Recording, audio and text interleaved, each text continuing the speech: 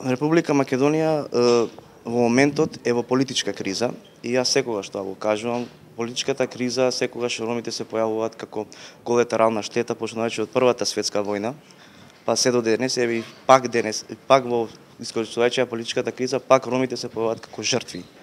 во моментот. Тоа во моментот треба да се реши, нели судот треба да реши за автентичноста на истото и треба самата држава тоа да го среди, бидејќи не станува само збор за ромите, туку генерално во Република Македонија е во една голема политичка криза, кој очекуваме дека ќе се искористат сите правни инструменти кои што во иднина ќе осветлат целиот случај, па вклучувајќи и ромите во Република Македонија. Ромите во Република Македонија представуваат пример, за разлика ако ги гледаме компаративно со ромите во регионот. Мораме да се пофалиме дека имаме роми представници на национално ниво, роми представници на локално ниво кои креираат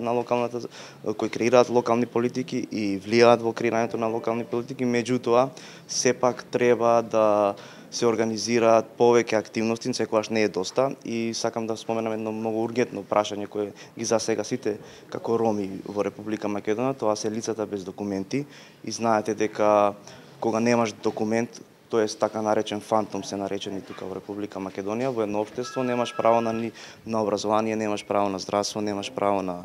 никаква бенефиција од страна на државата, и ако се покренати некои иницијативи за разрешување на овој проблем, меѓутоа работите одат за жал споро. Секогаш ромите заминуваат за време на зимските периоди, бидејќи нели во зима се троши потрошувачката кошничка на едно семејство е многу повеќе, немаат огрев за дрва и не знам што, и се враќаат некаде во април. Така да во моментот имаме нови враќања од страна на европските држави. Сега во моментот значи се враќаат, не заминуваат, и ние исто како што претходно споменав се соочуваме со сериозен предизвик како нив да ги реинтегрираме понатаму во самото општество. Ние како невладин сектор имаме презено неколку мерки, вклучувајќи ги мерките во кои што на самата држава ги нуди, тоа се активните мерки за вработување. Ќе зборувам за Тетово, значи ние сме едно од градовите кои што навистина ромите почна да ги користат овие бенефиции, иако и таму има малку пропусти во делот на полагање на тестови во самиот влез во Агенцијата за вработување, меѓутоа имаме одлична соработка со Агенцијата за вработување на локално ниво, и таму значи со тоа ги мотивираме они да останат. Исто така за децата кои што се во образовниот процес во Република Македонија се даваат стипендии благодарејќи на Ромскиот образовен фонд и Сорос фондацијата, така да имаме стипендисти средношколци, стипендисти студенти во Македонија, и тоа е еден од мотивите кои што они задржуваат да останат во образовниот процес, меѓутоа и во самата држава. Ако се види во кои сфери највише се изразува во делот на здравство, значи за жалост таму реформите идат малку по-спори, бидејќи се уште имаме централизиран систем и навистина е предизвик на локално ниво тоа како да го направиме, за разлика од другите приоритети имаме по-децентрализиран систем и е полесно да се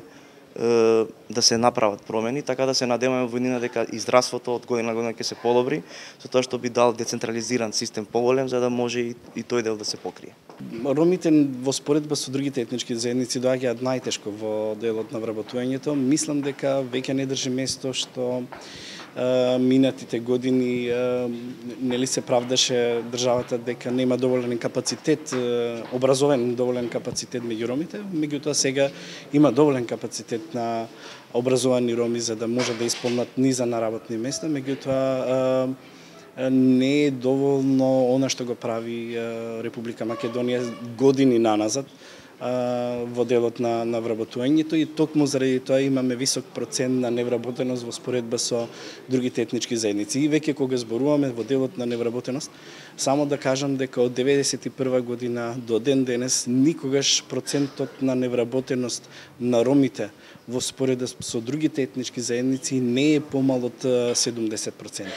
Јас не гледам пречки во однос на уставните норми, не гледам пречки во однос на законските норми, тие ни се прекрасни. Меѓутоа, кога доаѓа моментот на имплементација, со право анализите кои што ние, граѓанските организации, ги правиме, покажуваат незадоволство во однос на спроведувањето на владењето на правото и правдата во Македонија. Тоа е чувството на ромите, јас сум еден од тие роми, така да тоа го чувствувам и го кажувам.